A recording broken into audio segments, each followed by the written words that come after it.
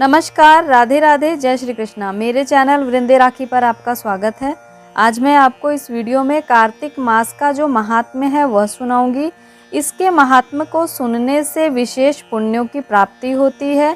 क्योंकि कार्तिक मास आ रहा है तो आपको मेरे चैनल पर कार्तिक मास से जुड़ी हुई बहुत सारी जानकारियाँ मिल जाएंगी कि कार्तिक मास में स्नान दान का क्या फल है, क्या दान करना चाहिए और तुलसी पूजा का विशेष महत्व भी बताया गया है, वह भी आपको मेरे चैनल पर वीडियो मिल जाएगी। तो आइए अब हम शुरू करते हैं कार्तिक मास का महात्म्य। ऋषियों ने सूत जी से कहा, हम लोग कार्तिक मास के महात्म्य को सुनना चाहते हैं। सूत जी बोले, ऋषियों तुमने मुझसे जो प्रश्न किया है उसी को ब्रह्मापुत्र नारद जी ने जगत गुरु ब्रह्मा से इस प्रकार पूछा था। पितामह, मासों में सबसे श्रेष्ठ मास, देवताओं में सर्वोत्तम देवता और तीर्थों में विशिष्ट तीर्थ कौन से हैं, यह बताइए। ब्रह्मा जी बोले, मासों में कार्तिक, देवताओं में भगवान विष्णु और तीर्थों में नारायण तीर्थ अर्थात बद्रिक आश्रम श्रेष्ठ है। यह तीनों कलयुग में अत्यंत दुर्लभ हैं। इतना कहकर ब्रह्मा जी ने भगवान राधा कृष्ण का स्मरण किया और पुनः नारद जी से कहा, पुत्र तुमने समस्त लोकों का उद्धार करने के लिए यह बहुत सुंदर प्रश्न किया है। मैं कार्तिक महात्म्य को कहता हूँ। कार्तिक मास भगवान विष्णु को सदा ही प्रिय है। कार्तिक में भगवान विष्णु के उद्देश्य से जो कुछ पुण्य किया जाता है उसका नाश मैं नहीं देखता। नारद, यह मनुष्य योनि दुर्लभ है। इसे पाकर मनुष्य अपने को इस प्रकार रखे कि उसे पुनः नीचे गिरना ना पड़े। कार्तिक सब मासों में उत्तम है। यह पुण्यमयी वस्तुओं में सबसे अधिक पुण्यतम है, पावन पदार्थों में सबसे अधिक पावन है। इस महीने में 33 देवता मनुष्यों के सन्निकट हो जाते हैं और इसमें किए हुए स्नान दान भोजन व्रत तिल धेनु स्वर्ण रजत भूमि वस्त्र आदि के दानों को विधि पूर्वक ग्रहण करते हैं। कार्तिक में जो कुछ दिया जाता है, जो भी तप किया जाता है, उसे सर्वशक्तिमान भगवान विष्णु ने अक्षय फल देने वाला बताया है। भगवान विष्णु के उद्देश्य से मनुष्य कार्तिक में जो कुछ दान करता है उसे वह अक्षय रूप में प्राप्त करता है। कार्तिक मास में अन्न दान का महत्व अधिक है। उससे पापों का सर्वथा नाश हो जाता है। जो कार्तिक मास आया हुआ देख पराये अन्न को सर्वथा त्याग देता है वह अतिकृष्य यज्ञ का फल प्राप्त करता है। कार्तिक मास के समान कोई मास नहीं, सतयुग के समान कोई युग नहीं, वेदों के समान कोई शास्त्र नहीं और गंगा जी के समान दूसरा कोई तीर्थ नहीं। इस प्रकार अन्नदान के सदृश दूसरा कोई दान नहीं। दान करने वाले पुरुष के लिए न्यायोपार्जित द्रव्य के दान का सुअवसर दुर्लभ है, अर्थात मेहनत से कमाया हुआ और अपने अधिकार के पैसों का दान करना। उसका भी तीर्थ में दान किया जाए तो वह भी दुर्लभ है। मुनि श्रेष्ठ, पाप से डरने वाले मनुष्य को कार्तिक मास में शालिग्राम का पूजन और भगवान वासुदेव का स्मरण करना आवश्यक है। दान आदि करने में असमर्थ मनुष्य प्रतिदिन प्रसन्नता पूर्वक नियम से भगवान नामों का स्मरण करे। कार्तिक में भगवान विष्णु की प्रसन्नता के लिए विष्णु मंदिर अथवा शिव मंदिर में रात को जागरण करे। शिव और विष्णु के मंदिर ना हो तो किसी भी देवता के मंदिर में जाकर जागरण करे। यदि दुर्गम वन में स्थित हो या विपत्ति में पड़ा हो तो पीपल के वृक्ष की जड़ में अथवा तुलसी के वनों में जागरण करे। भगवान विष्णु के समीप उन्हीं के नामों और लीला कथाओं का गायन करे। यदि आपत्ति में पड़ा हुआ मनुष्य कहीं अधिक जल ना पावे अथवा रोगी होने के कारण जल से स्नान ना कर सके तो भगवान के नामों से मार्जन मात्र कर ले।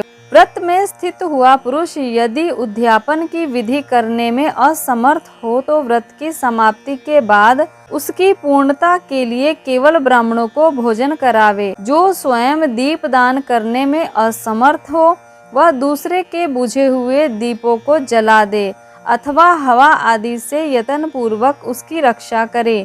भगवान विष्णु की पूजा ना हो सकने पर तुलसी अथवा आंवले का भगवत बुद्धि से पूजन करे। मन ही मन भगवान विष्णु के नामों का निरंतर कीर्तन करता रहे।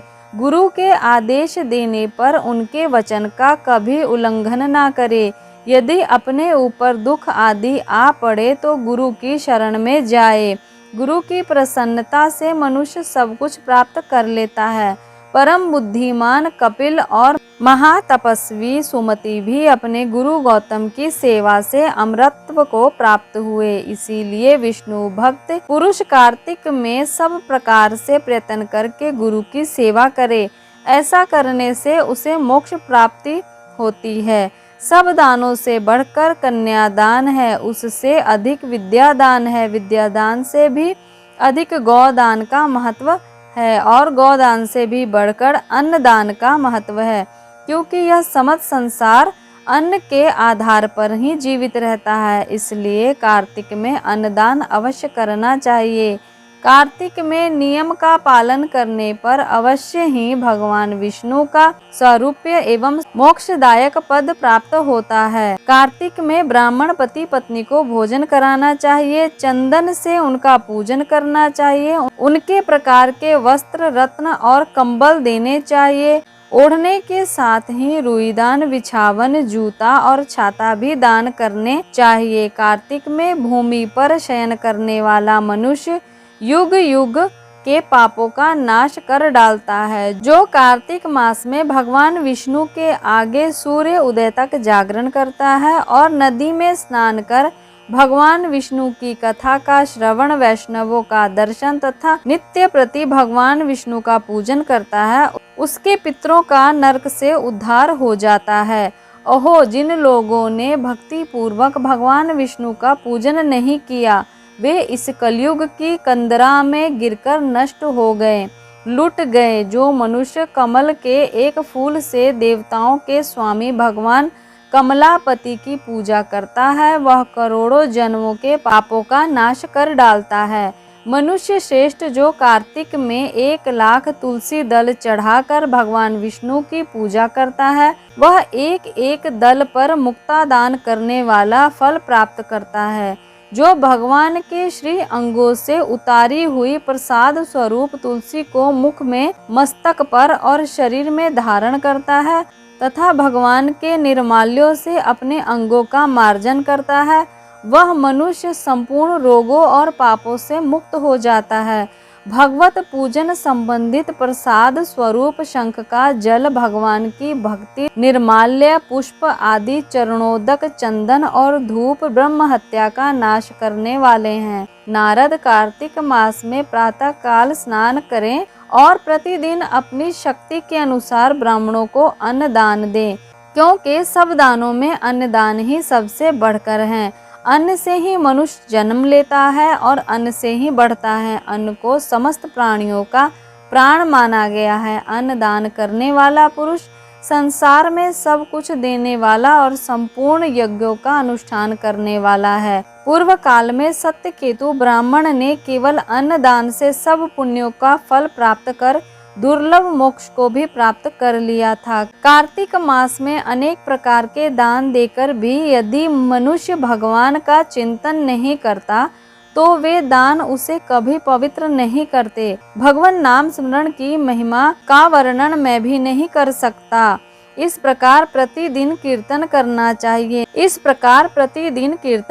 चाहिए। नित्य प्रति भागवत के आधे श्लोक या चौथाई श्लोक का भी कार्तिक में श्रद्धा और भक्ति के साथ अवश्य पाठ करें। जिन्होंने भागवत पुराण का श्रवण नहीं किया, पुराण पुरुष भगवान नारायण की आराधना नहीं की और ब्राह्मणों के मुख रूपी अग्नि में अन्न की आहुति नहीं दी, उन मनुष्यों का जन्म व्यर्थ ही गया। देवर्षि, जो मनुष्य कार्तिक मास में प्रतिदिन गीता का पाठ करता है, उसके पुण्य फल का वर्णन करने की शक्ति मुझ में नहीं। गीता के समान कोई शास्त्र ना तो हुआ है और ना होगा।